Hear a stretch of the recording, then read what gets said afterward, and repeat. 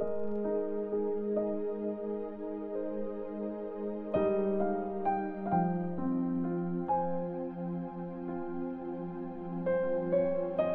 chapter 28.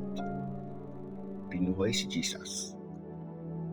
Pagkatapos ng araw ng Sabat, madaling araw ng linggo, pumunta si Mary Magdalene at ang isa pang Mary sa pinaglibingan kay Jesus.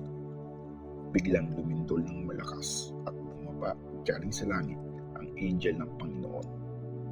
Kinulong niya ang bato ng libingan, tapos umupo siya sa ibabaw noon. Nakakasilaw na parang kidlat ang itsura niya. Puting-puti na parang snow naman ang damit niya. Dahil sa takot, nanginig ang mga nagbabantay at natumba silang parang mga patay. Kinausap ng angel ang mga babae, "Huwag kayong matakot. Alam kong hinahanap niyo si Jesus, yung pinako sa krus. Wala siya dito. Pinuhay siya ulit, tulad ng sinabi niya. Halika kayo at tingnan niyo yung pinaglibingan sa kanya. Dalian niyo. Sabihin niyo agad sa mga disciples niya, pinuhay siya galing sa mga patay. Mauuna siya sa inyo sa Galilee at makikita niyo siya doon. Tandaan niyo ang ibinalita ko sa inyo." Umalis agad sa libingan ang mga babae na may halong takot at sobrang saya. Tumakbo sila pauwi para ikuwento sa mga disciples niya ang nangyari. Pero biglang sinalubong sila ni Jesus at binati niya sila. "Peace be with you." Nilapitan siya ng mga babae. Hinawakan yung mga paa niya at sinamba siya. Sinabi ni Jesus, "Huwag kayong matakot. Puntahan niyo ang mga kapatid ko at sabihin niyo na pumunta sila sa Galilee at makikita nila ako doon." Ang report ng mga bantay.